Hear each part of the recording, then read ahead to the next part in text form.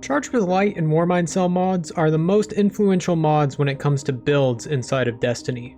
These amazing mods were all easy to get in the seasons that they were introduced in, but if you didn't play during one of those seasons, you're probably missing some of these. Right now, the only way to get seasonal mods are from the Gunsmith. This is fine until you realize he only sells 2 different mods every day, and there are so many mods that he can have. If you're looking for Wrath of Rasputin and you didn't check Banshee on a random Thursday in November, you will have to wait another 6 weeks. I get comments all the time about people missing out on mods. It's obvious this needs to change, and I have a few reasonable suggestions that I could see Bungie using in the future. If you agree with me, make sure you like the video and share it with everyone you know so we can try and convince Bungie to reevaluate old seasonal mod sources. Also, only 3% of you are subscribed, so if you like my Destiny content, make sure you subscribe. The first and easiest change to mods is to just add all of them to the exotic kiosk in the tower. There's plenty of room in the UI, and all of these mods are more relevant than Oxygen or Python. I don't see why they didn't have this option the whole time.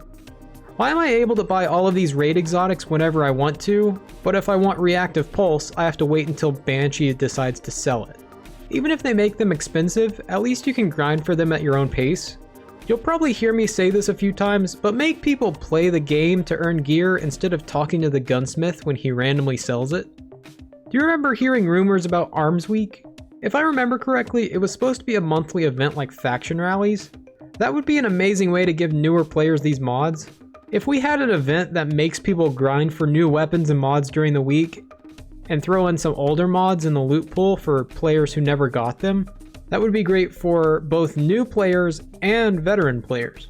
Even if it's not Arms Week, we could potentially get an activity like the Forges or Menagerie that could give us old gear and mods that are no longer obtainable, but are still relevant to the meta.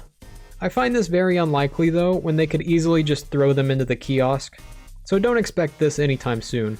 They could also just add them to the basic mod loot pool. You might not remember this, but you had to unlock all of the basic mods like the ammo finders and scavengers. The way you get those originally are from vendor rank ups and picking up engrams. Why couldn't Bungie just throw these seasonal mods in with those? You still have to earn them, but it's not insane grind and it wouldn't be time gated, so anyone can have access to them if they really tried. Maybe they don't want to fill up that loot pool. What if they put them behind in-game activities? After all, they are part of most in-game builds. They even have this system in-game right now. Enhanced mods, when those were a thing, only came from Nightfalls and Iron Banner. Why can't the seasonal mods act the same way? There are so many other ways Bungie could change the mod sources. These are all the ways I could think of just off the top of my head that seemed reasonable. The point of this video is to try and get more attention on this situation and hopefully get Bungie to change it. If you enjoyed this video or agree with me, leave a like and share it with everyone you know, and subscribe to stay up to date with all my other Destiny 2 content. Thank you all for watching, I'm Marshix, and I'll see you next time.